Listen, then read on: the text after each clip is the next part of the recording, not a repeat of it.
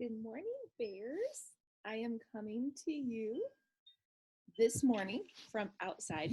I just thought it would be nice and peaceful instead of the little office that I had been. I hope things are going well. It is Wednesday.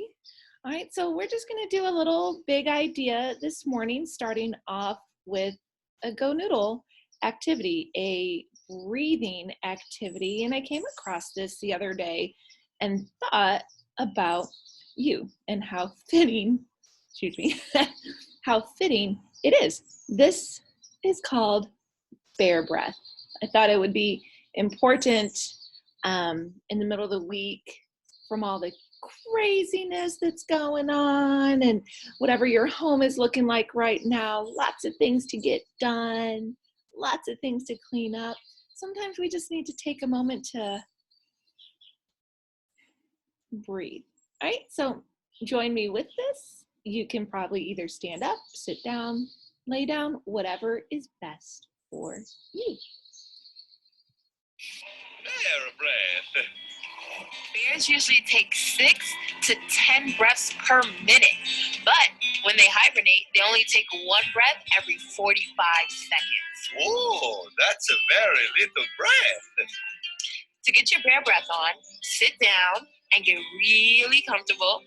Inhale through your nose, pause, and count 1, 2, 3. And exhale again before counting 1, 2, 3. Try it.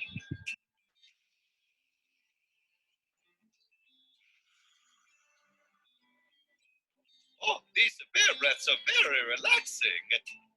Get comfy, close your eyes, or keep them open, and let's take 10 big bear breaths. Ready? 1, 2, 3. Out. 2, 3. 1, 2, 3. Out. 2, 3. 1, 2, 3. And out. 2, 3. 1, 2, 3. 1, 2, 3. Breathe in. 2, 3. And out. 2, 3. In. 2, 3. Now out. 2, 3.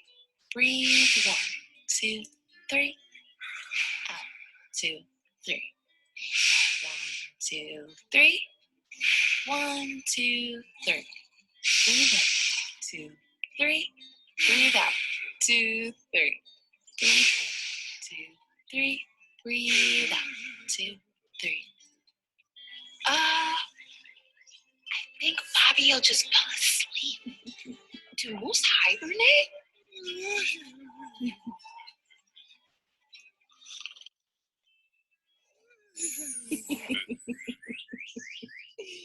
Oh, goodness gracious. That made me feel good and laugh a little bit. How about you? So, we are continuing our theme about insects this week, and we'll be continuing it next week as well. Today, we are going to be watching a mystery science video on bees. What do you know about bees? Are you picturing them in your mind? Can you picture a bee buzzing around, buzz? What sound do you hear at the beginning of buzz? The buzz sound, and that's a bee. What about the end of buzz? What sound do you hear there? Z, buzz, Z sound, of course. All right, so now that we have got our brains thinking a little bit about bees, let's take a look.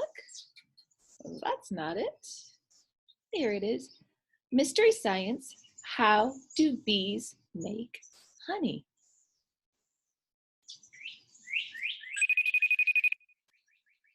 Hi, it's Doug. Honey, that sweet, delicious stuff that just tastes so good. There's nothing quite like honey, is there?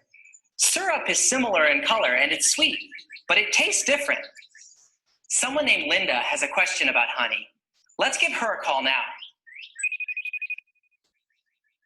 Hi, Doug. Hi, Linda. I have a question for you.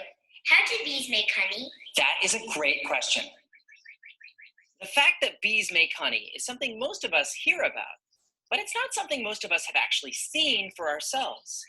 So for a lot of people, including adults I talk to, the whole thing is kind of fuzzy, maybe a little confusing even.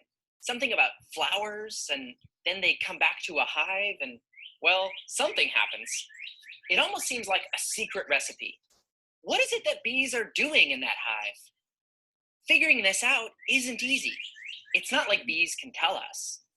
And bees are really kind of secretive. They live in a hive. We can't just pop our heads in there and check it out. Plus, they've got those stingers. They really wouldn't be happy about that if we did. But there is a way to get inside a beehive and see what's going on. Can you guess?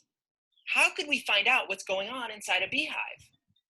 Now would be a good time to pause the video and discuss. So what do you think is going on inside a beehive? Are they hanging out, buzzing to each other, communicating in one way or another? Flying around, making a nest? What is going on inside a beehive? Okay, you ready? Mm-hmm. Well, one possibility might be to wear a bee suit where you can't get stung, and then use tiny lenses and cameras to look inside the hive. And that is one thing we can do. In fact, even easier than that. Many bees are willing to live in hives constructed by people. So if you make clear sides, you can actually watch what they're doing. By creating these see-through hives, scientists have been able to carefully observe what bees do and have unlocked the secret of how bees make all that sweet, delicious honey. If you watch a hive, you'll see bees coming and going.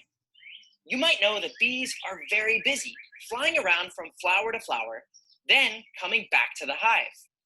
But what are they doing? Watch as a bee lands on a flower. You'll see it has a little tongue right there. You see that? Here's another video where you can really see the tongue. This one on a bumblebee. Inside of every flower is a tiny pool of sugar water that's made by the plant. This is what's called nectar. It's such a tiny amount to us, it's hard to even notice. But on flowers like this one, called honeysuckle, you can actually taste it. It's nothing like honey at this point. It's clear, it's very runny, and only just a tiny bit sweet. But it turns out that bees aren't slurping it because they're thirsty. When they do this, the nectar goes into a special honey stomach for storage. Once a bee gets back to the hive, things start to get a little weird. They spit it out again and pass it to other bees, who spit it out and in turn pass it to other bees. And they do this a few times. This part might seem really gross, and scientists were confused by it at first. But by studying the bodies of bees, scientists were able to figure out that inside the honey stomach, bees have a special liquid called an enzyme that, as it mixes with the nectar, makes it thicker and stickier, more and more like honey. So by passing it back and forth like that, bees are adding more and more enzyme to the nectar. This is what turns nectar into honey. Once they've done this enough times, they store the liquid honey into little containers they make out of wax. This is called the honeycomb. Why are bees doing all this? It's not for us. They make all of this honey to feed their babies. For that reason, it might seem mean of us to take honey away from them, but almost all of the honey that gets sold in stores doesn't come from wild bees. Instead, people raise bees on farms, just like other farm animals. The bees on farms make much more honey than their babies need, so farmers collect that extra honey and sell it to people.